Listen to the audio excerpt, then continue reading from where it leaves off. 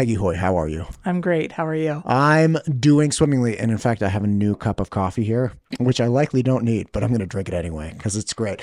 Listen, we're here to talk about education and elections, two things that I really, really enjoy. And you are the outgoing director, Idaho director for the National Education Association, right? So the National Teachers Union, you're the Idaho rep or the outgoing Idaho rep. Absolutely, yeah. Okay, why are you leaving? It's a term. It's a term. It's a term. You didn't have a choice. I didn't have a choice. I was hoping you'd be like, forget those people. They're terrible. Anyway, I presume you enjoyed your term. I did. Yeah, it's really great to talk about education at a national level, and spend time with our national reps. My other office is it's at the basement of the PTA downtown office. And there are pictures of Senator Risch and a bunch of people that were like PTA reps in DC that they have up all of those. Pretty cool. So look, you and I got connected because there's a big concern from some people about the May Matters campaign. Now, for those of you listening that aren't familiar with it, the May Matters campaign, at least as it was described to me initially months back, is, look, people need to recognize that we have primaries in May. They need to come out and vote more aggressively and understand that there are a lot of consequences to having a May primary, specifically that you could start with like 4, let's say, Republican candidates. Let's say I'm going to make the assumption that you're Republican, don't correct, confirm, deny anything. Let's say you're Republican and you want the best candidate to win the election in November. And you roll up and you're like, well, I have a Democrat and I have a Republican. I'm going to vote Republican because I'm Peggy and I'm a Republican. Fine, whatever. But what you don't consider if you only vote in November is that the selection of which one got the R happened in May. And who gets the R obviously determines who you're going to vote for as a Republican. So that's the whole point of May Matters, which is, hey, are you sure the person who landed in the November ballot was the best person? And if you didn't vote in May, you have no idea.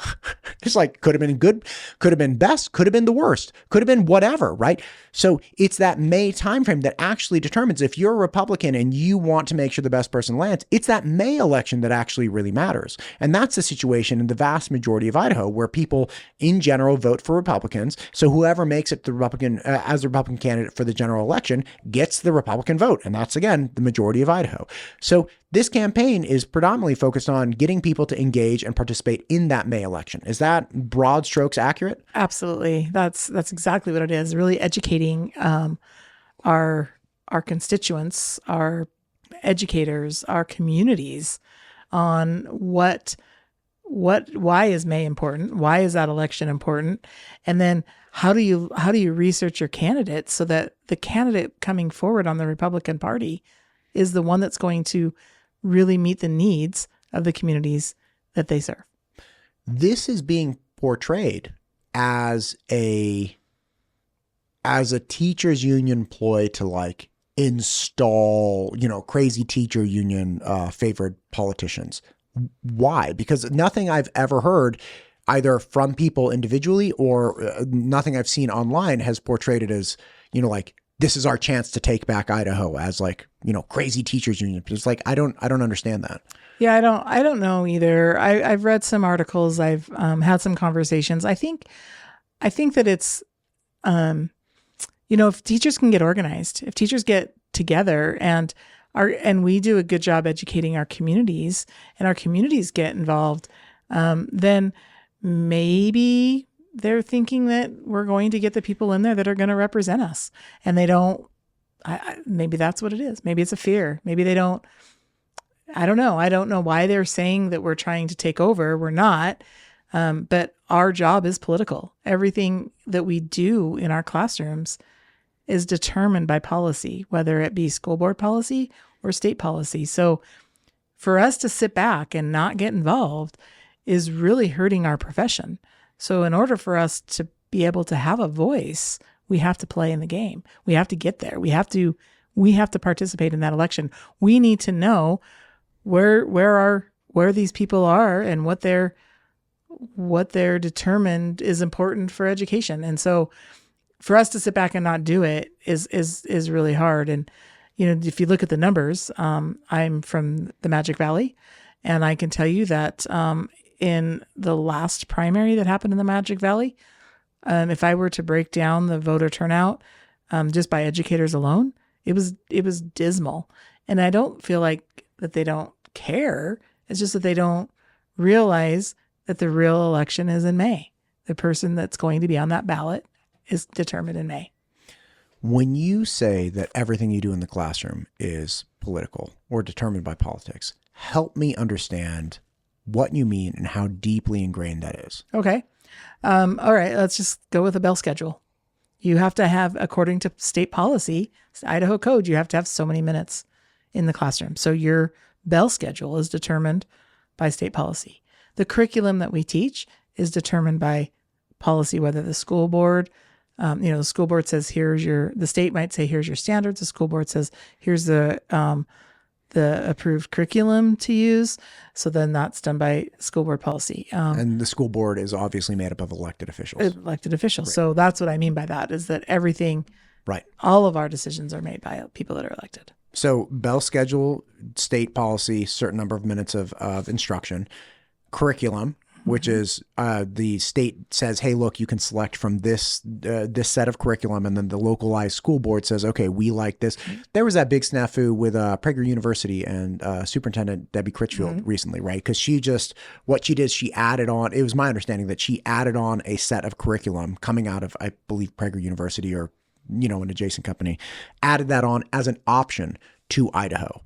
And said, okay, like we have 14 approved curriculums for this. Now we have 15. And that opened the door for public school board members to say, okay, like, should we initiate this curriculum or the other curriculums, whatever it is, right?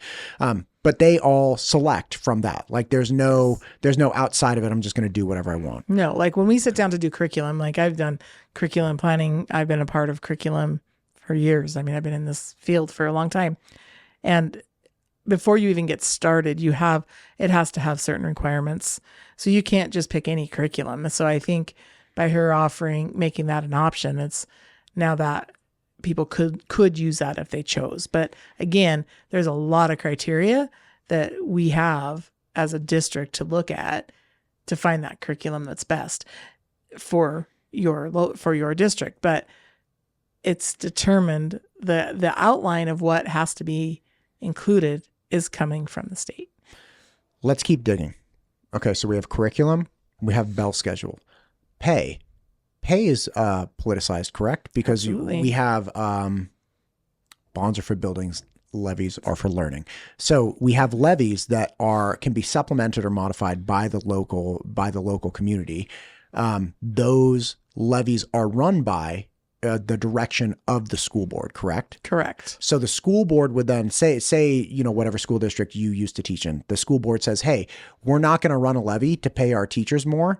That directly affects teachers' compensation. Absolutely. And if they do, and those are elected officials making that determination, and then if they do say, hey, let's run a supplemental levy to pay our teachers more, then it has to go to the approval of the voter base. So again, a political apparatus used to either confirm or deny the supplemental levy, correct? Correct.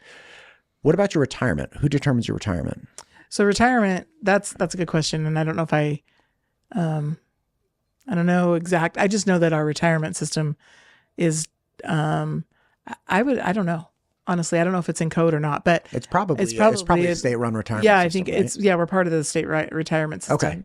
Well, it's a teacher's retirement system. It's separate than the state. Oh, okay. But I do know that there's a lot of rules that go along it. For example, I was the head negotiator in our district, and we were looking at doing some things with our leave for teachers coming out of COVID and missing a lot of days because of getting sick and having those, being out. Sure. So we were trying to look at how can we make sure that they're not having to go days without pay. And we were looking at, but there's rules, so we couldn't really mess with the sick days. So we couldn't turn sick days into other leave days because there's rules. So I guess That's what I would say. I know that there's rules for our retirement system, but I don't know if that's already solidified in code. I don't know the answer. Gotcha. Classrooms. Right, in classroom makeup. Recently, there was a big issue. Well, first off, funding for classrooms. So do you have 30 kids versus 20 kids, right? Because you need more teachers and you need more facilities. Those are bonds and levies. and then funding from the state, depending on what they do, obviously. So the number of students that you'll be instructing in a classroom is absolutely a political thing, right? Yeah, Because of absolutely. the absence or presence of supplemental funding. Right. You're going to increase the number of students in the classroom or decrease them. If you don't even have classrooms to hold students, there are stories from West Ada of people essentially being instructed in hallways. Like I used to volunteer for one of my kids, and I love teaching. So I was like going to volunteer math and stuff. And we'd be like in the hallway the whole time. So you have groups of kids coming out into the hallway and just sitting in tables in the hallway. So that's a thing.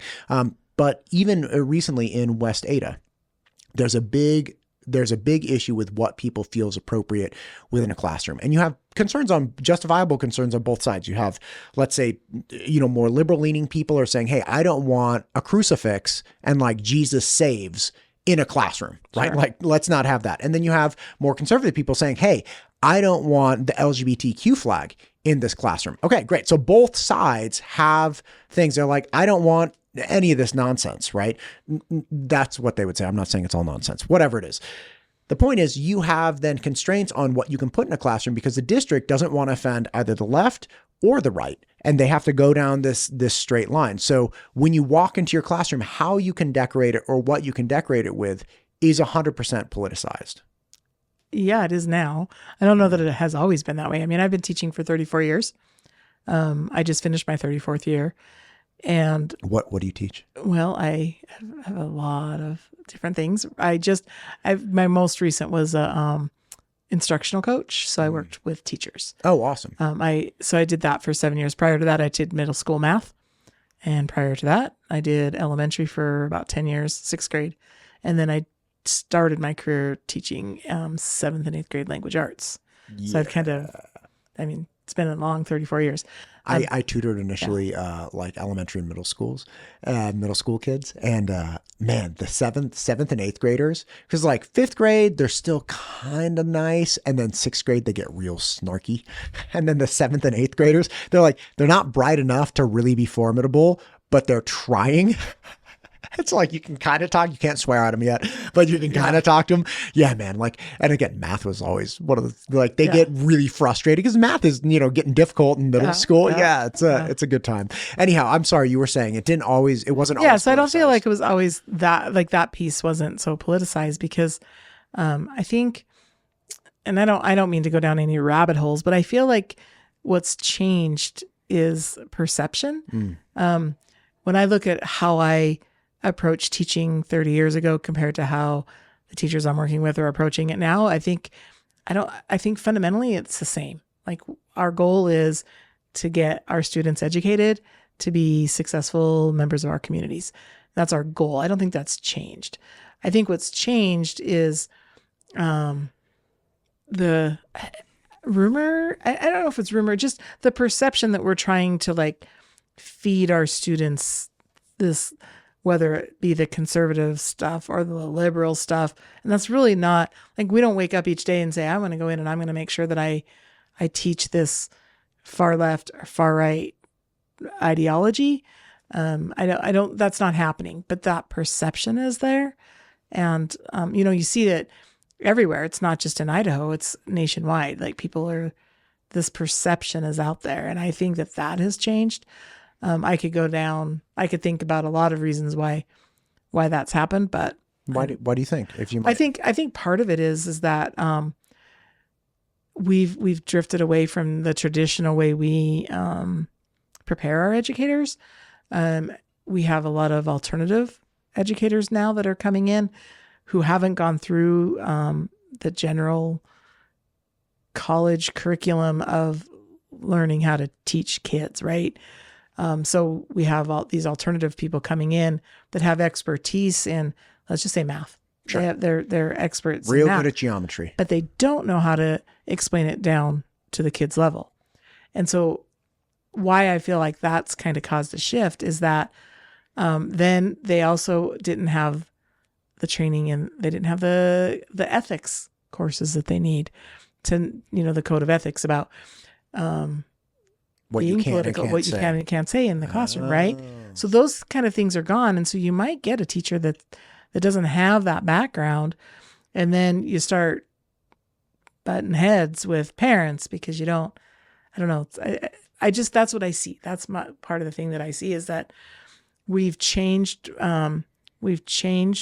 we've, in my opinion, over the course of the last, let's just say 15 years, I feel like we have, in order to make it so that we have more educators, because people aren't going into education like they used to get more in, we've changed the certification requirements, which then has, to me, diminished the profession.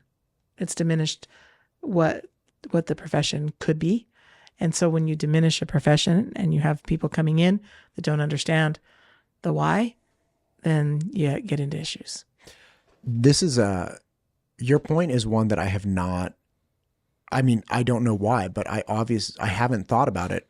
So essentially the idea is in our haste to fill the openings, because the teaching profession, when I graduated college, I really, really, really wanted to be a classroom teacher. I was like, when I was going to college, when I started college, I was really bad at writing, and I had to take this remedial writing course, and I was terrible. Like I couldn't write my way out of a paper bag. I was a math major, and I learned how to write. Like I started on the journey of learning how to write. I was like, oh, this is actually not like, I actually kind of like this. And then I started taking rhetoric courses, and I switched from math to rhetoric. And because I had gone through this painful process of learning how to write, as not as like a 10-year-old, but as, like a 20-year-old, I really fell in love with it. And I'm like, I could help other people do this because this is really not that bad. So I got into education when I was in college. I started tutoring at the tutoring center. I was like, listen, writing's not that bad. I could totally help. Oh, by the way, you want to like help with stat or calculus or whatever, like I can help you with that too. So I really fell in love with teaching over my last 2 years at college because I was like, this is great. And I would get super worked up over papers and like screaming at, multivariable problems, like all this stuff, right? And so I graduated and I really, really wanted to go into education. But there was no world where I could go into public education and have even, a version of the life that I wanted to have. That just wasn't possible. Right. And I mean, we have made the teaching profession. This was so funny. So I start tutoring privately, and that was my gig. And I meet this one gal. It's like 3-4 years into my education career. So I'm like mid to late 20s. And I go to this person's house. Beautiful house. Beautiful. This was 2008, 2009. Huge house, multi-million dollars on a huge property. Gorgeous, kept all these architectural features. Obviously it was an older house and they like dressed it up. And the mom, because I was working with the daughter for SAT prep, the mom's like, hey, my kids go to the Athenian school. I'm actually on the board. Athenian school is just very well-to-do. It's like $30,000 a year. They had their own property. She's like, you obviously love teaching. I'm like, yeah, oh yeah, I love teaching. Like teaching's great. She's like, we are always looking for teachers. I'm like, oh, that's great. She's like, yeah, you can even live on campus. I'm like, really? That's good. They had these apartments that were like the size of this room, right? And she's telling me, she's like, we would pay you $30,000 and you could live on campus. And I was like, wow, lady, so good, gracious, thankful. But like, would you ever live there, lady? Like, you're living in this like $5 million estate and you're trying to attract me to a 120 square foot apartment and a big $2,500 a month, $25 a month. We do take out taxes and retirement, but we made the teaching profession this wholly unvalued monetarily and undesired, because not only did we take all the money away, we took all the dignity away. When like Fox News started calling teachers like fat cat teachers, they're like, they only work 9 months a year. They're at mall by 3 p.m. That mall by 3 p.m. They have prep periods. They don't do anything. So we totally, it diminished the value, even the emotional value proposition for teachers and the respect value proposition, and we took away the money. And so now all of a sudden we have problems with filling teaching spots. And then you're saying, in our haste to correct that and supply the appropriate number of teachers, we diminished our requirements for becoming a teacher. So one, from a curricular standpoint, maybe we said, you all right? You want some water?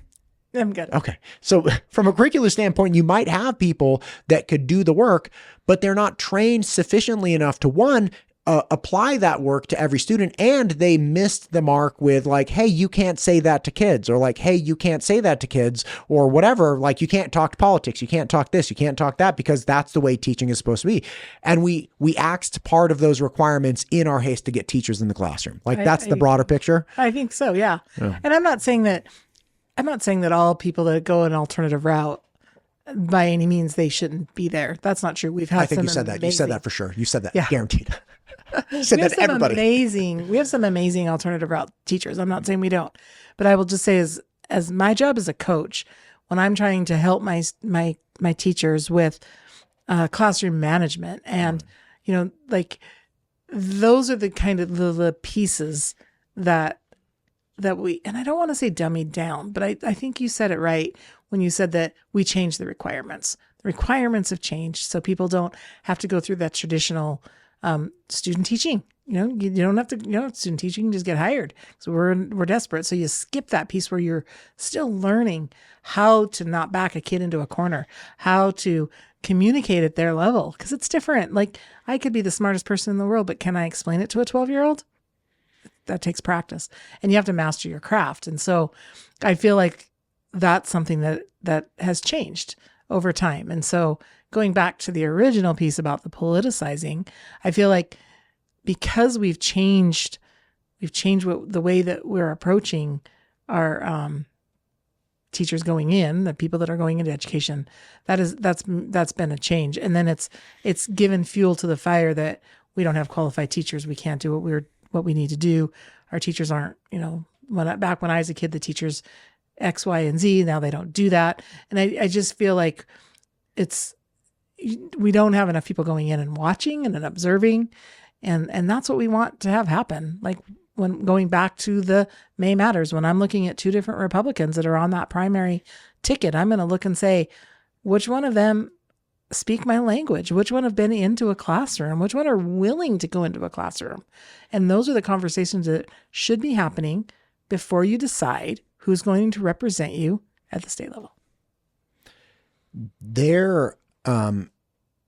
Again, coming back to how everything from the second you step on campus, and including the amount of break time you get, sick time, everything, the compensation, considering all of this is politicized, it only makes sense at some point that teachers have some kind of representation when it comes to politics, or that they advocate for things that are in their best interest. And I'm not saying that's what the May Matters program is about, right? Because you guys, correct me if I'm wrong, but the teachers union is not the only organization that is advocating for people to pay attention to the May elections, correct? I don't believe so. I think that there's other organizations that are doing it as well. Right. So this is not like it's like, oh, I know, we're going to make something to take over Idaho by getting people to come to the primary. Right. Yeah.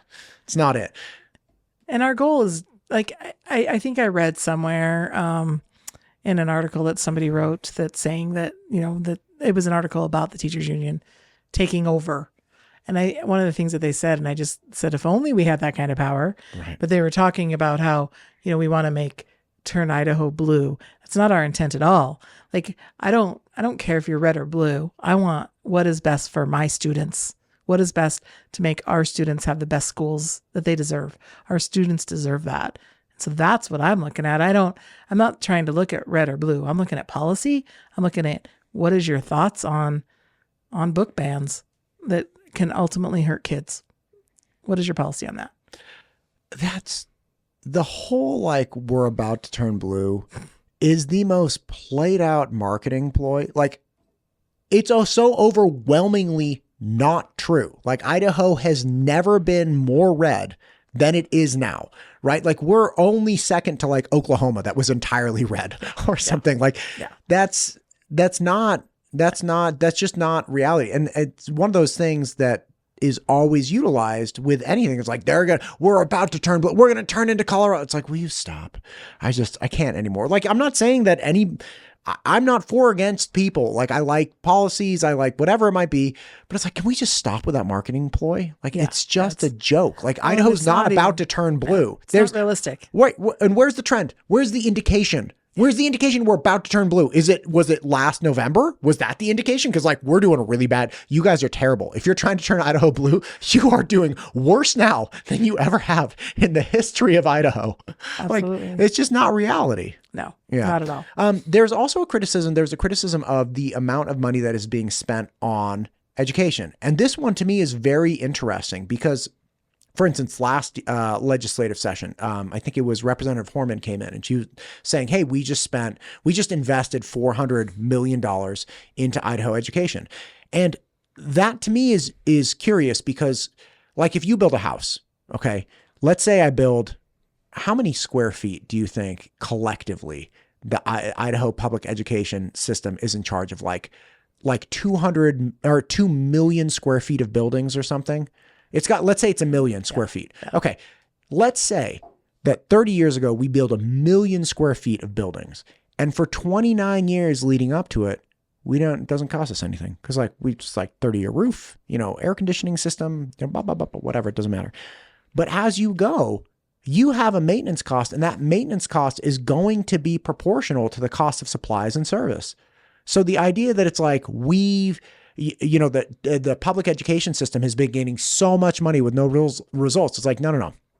To maintain the status quo, you're going to have an ever increasing cost of maintenance because lumber is going up in cost, paint's going up in cost, service is going up in cost. I don't know if people know, but like we're kind of in an employment shortage, especially in the construction industry. Like all of these costs are just even if you just want to maintain the buildings, no education instruction going on, the cost is going up.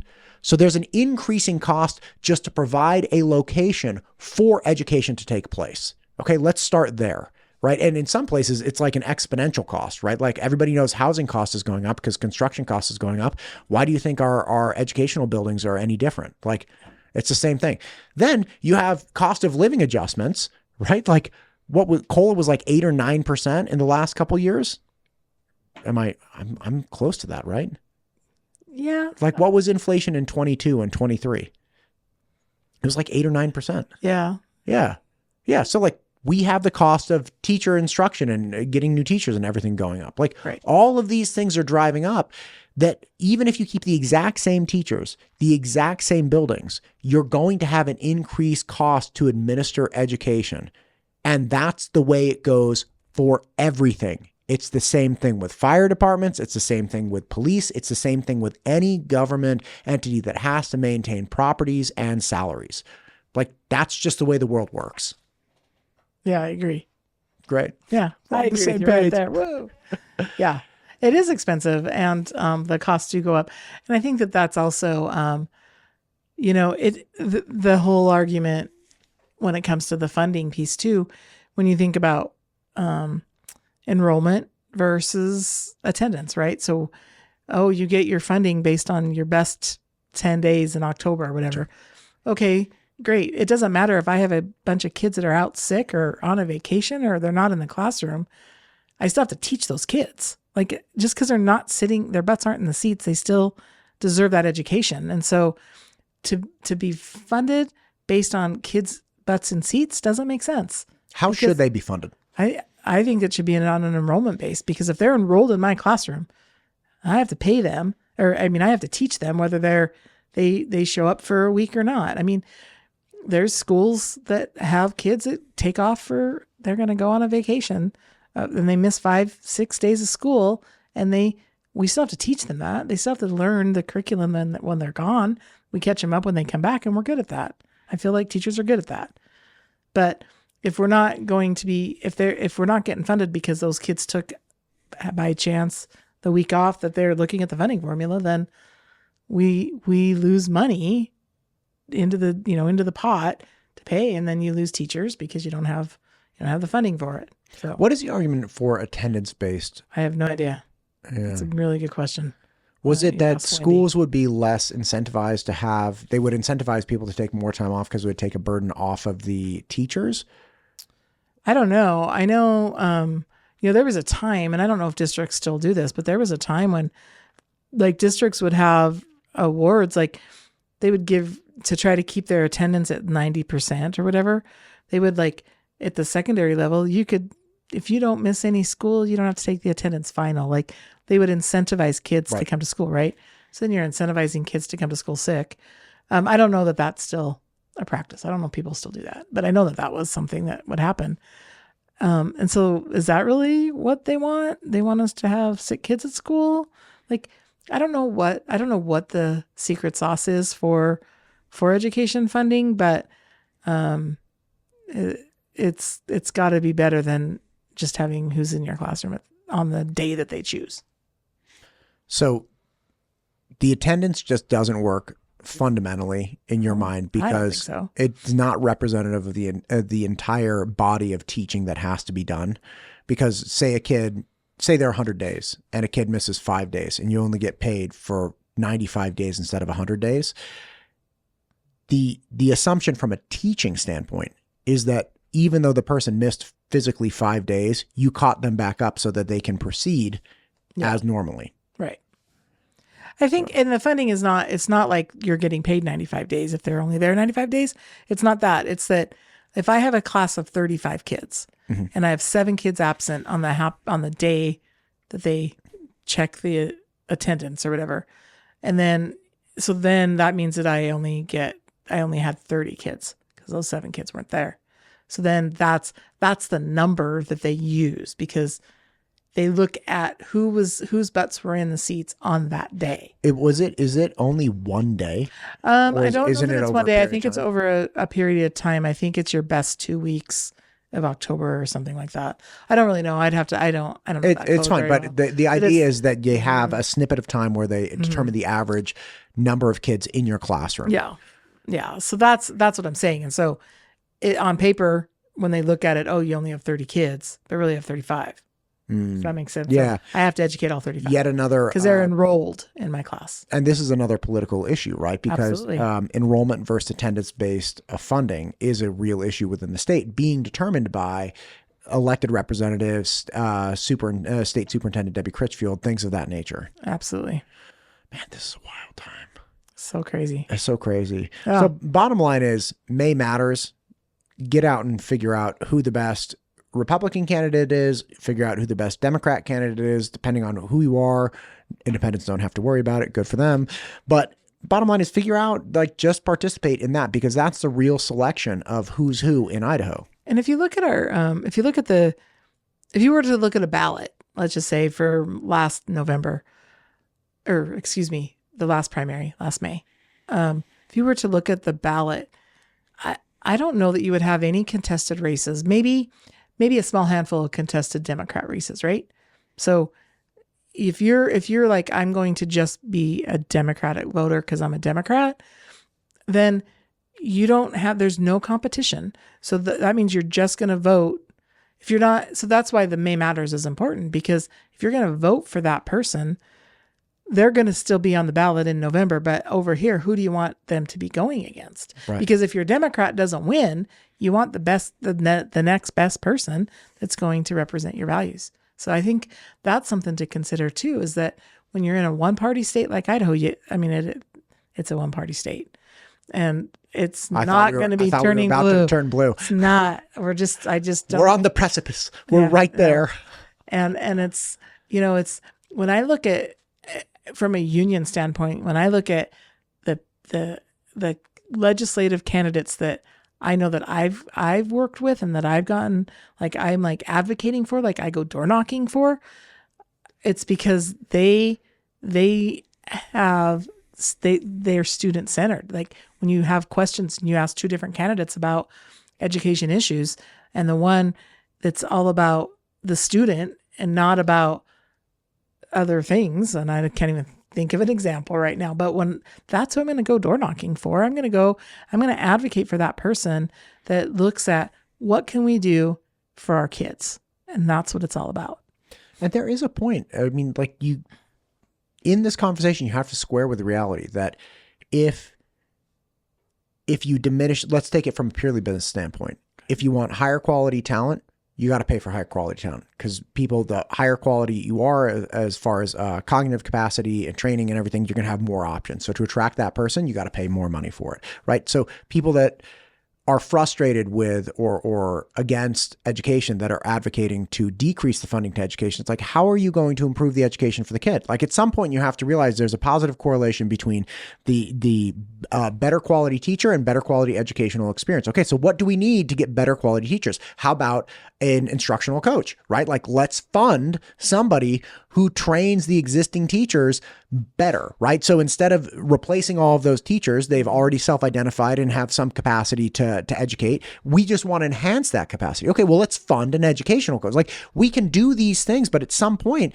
somebody advocating for, hey, it does cost money to educate people. It just does. It costs time, and time is money. It costs money for facilities. That costs money. Like, okay, we're going to have to fund for these things.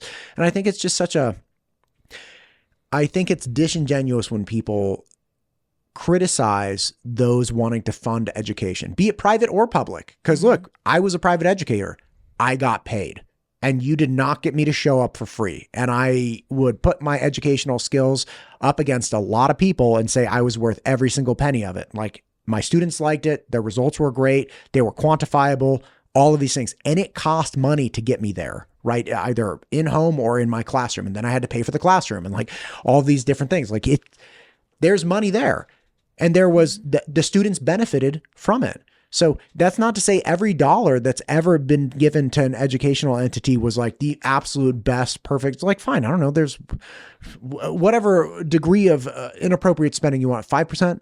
10%? Is it 50%? Like, are we really wasting 50% of those? So again, to the idea that we have people that are advocating things that are mutually beneficial for teachers and students, because if you have better teachers, you can attract better teachers, you get better educational outcomes. If you can support teachers more, you get better educational outcomes. If teachers have smaller class sizes, you get better educational outcomes. All of these things cost money, and they're also all rooted in politics. Absolutely.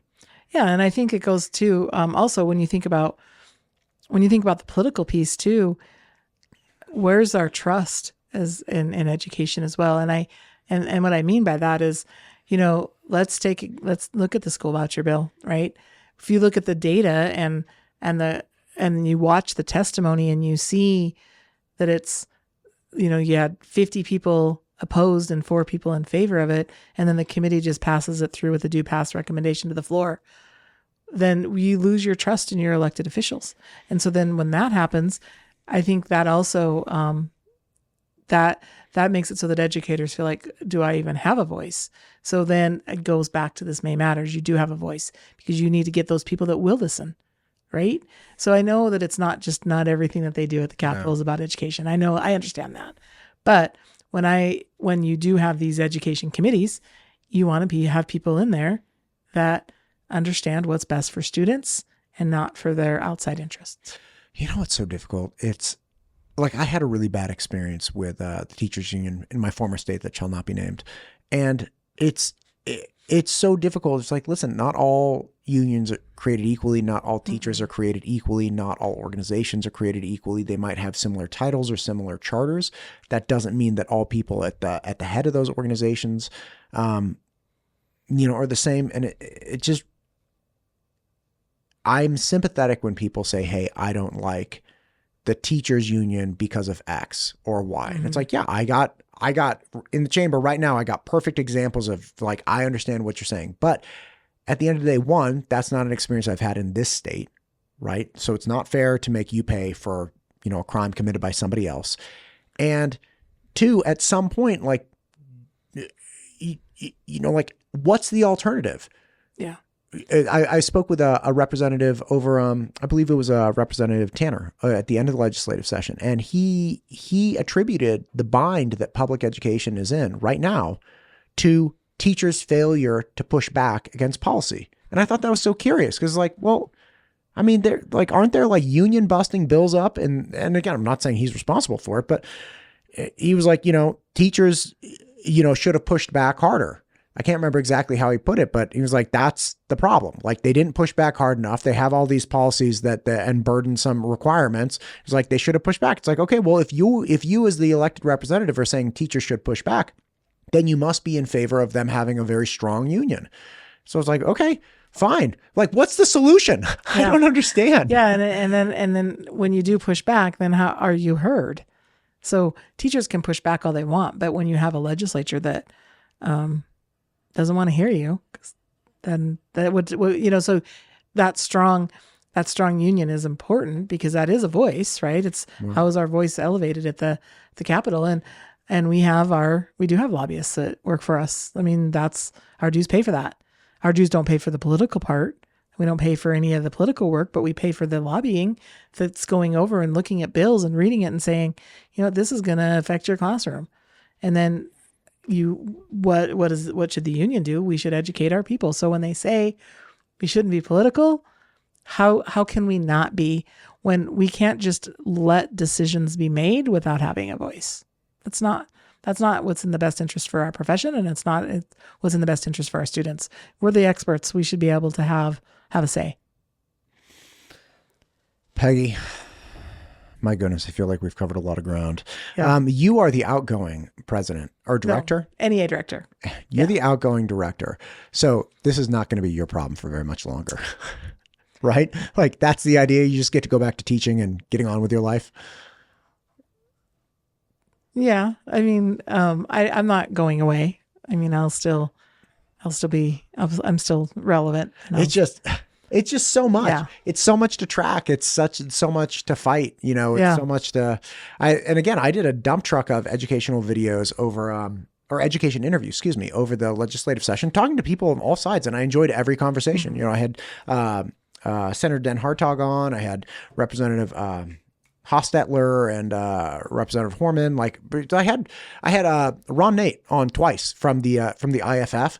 Enjoyed my conversations with him. Like, I have a whole spectrum of people that I've had on, and I understand all of the different sides. But it's like, at some point we got to figure out a way to make space for educators in politics, because our politics are absolutely affecting educators every single day lives. Every day. There's no way, and to say they shouldn't be engaged in politics, I think is a ridiculous proposition. Like, you would never have somebody whose every single decision they make throughout the day is affected by politics and then expect them to not have a voice in politics.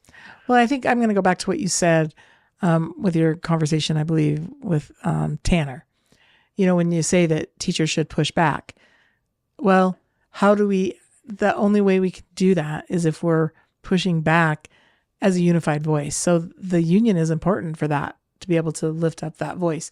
But again, another way to push back is to say, okay, if you're going to be an elected official, and you're not going to represent your constituents of educators, and not only educators, but community members. I mean, there's so many pieces that fall under that education umbrella. You've got, members of the community that maybe run a Boys and Girls Club. You have members of the community that sit on library boards. You have all of these pieces are all about education. And if you have legislators that are actively working to destroy your profession, then we want to say. Well, thank you for coming in and explaining this. Bottom line is, May matters. May matters for everybody. It's not, it's not your position that May matters is like a hostile takeover event from our campaign from the teachers union. It's, hey, get out. It's really engage. About education. Yeah. It's really about education. It's about educating our educators, educating our community about what's important, and that elections matter, but they matter the most in May because we're a one-party state. Got it. Thank you for coming in today. And thanks. I'm not part of the teachers union, but thanks for being the director. I'm sure they appreciate you as well. Well, thank you very much.